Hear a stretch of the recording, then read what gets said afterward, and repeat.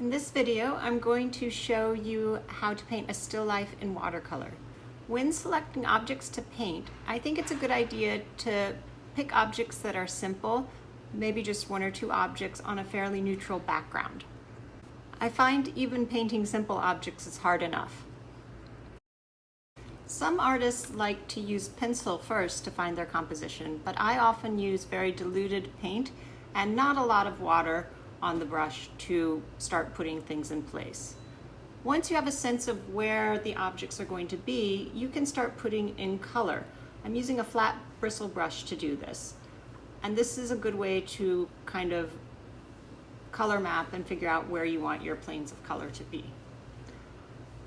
When you're adding color, you don't need to be super faithful to local color. If you're kind of put a cool area or a warm area where you think it might be, it will help you start to build the painting from the beginning. And I'm not using very wet paint at this point because I still want to have some control over where it goes, and I don't want to get my whole painting wet too quickly and then I have to wait for it to dry. After drying, this is what the painting looks like after the initial block in. Now I'm going to put in my darks. I'm using a flat bristle brush again. These are very cheap brushes designed for oil and acrylic, but I like that they don't hold that much liquid. And I'm working with the painting flat because I don't want drips to run around right now.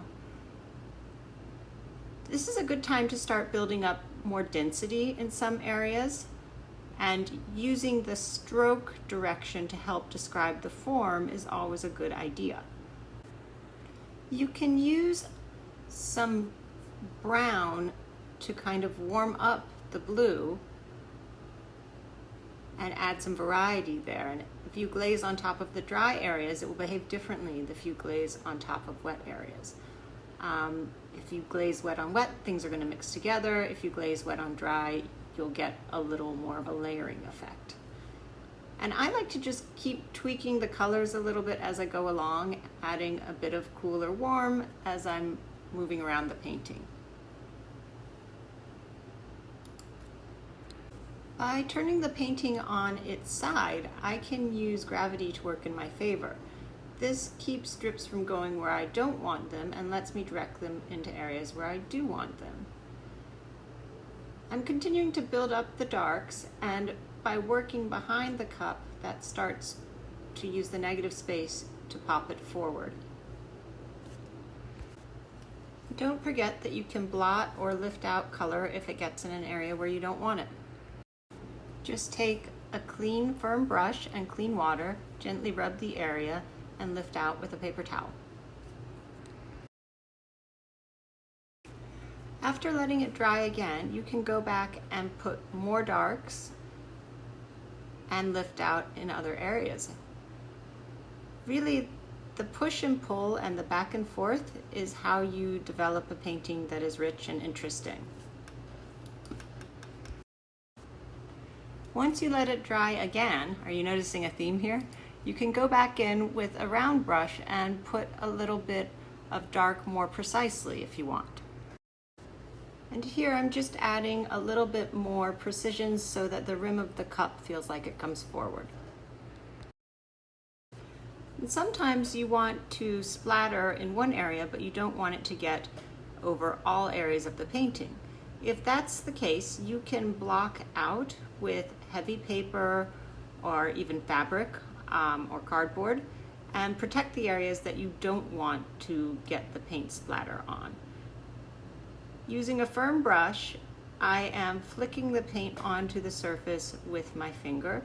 This won't work with a soft brush, and it won't work with a brush with very long bristles. Once I get some down, I'm doing it flat so that I don't get it running around and making drips. And after you build up enough of this, you can get a nice speckled effect, but if you do too much at once, everything will run together and you'll lose it. While it's flat, I'm doing another glaze in another area. And then I remove my blocking and I'm turning the painting this way and that so I can kind of manipulate the drip. Adding more paint can help you get more emphatic drips if that's what you're after. And with a smaller scale painting such as this, it's fairly easy to control where things go. I've decided I want some splatter on the cup after all, so I'm blocking just the area that I want to protect and doing a little more splatter in that area.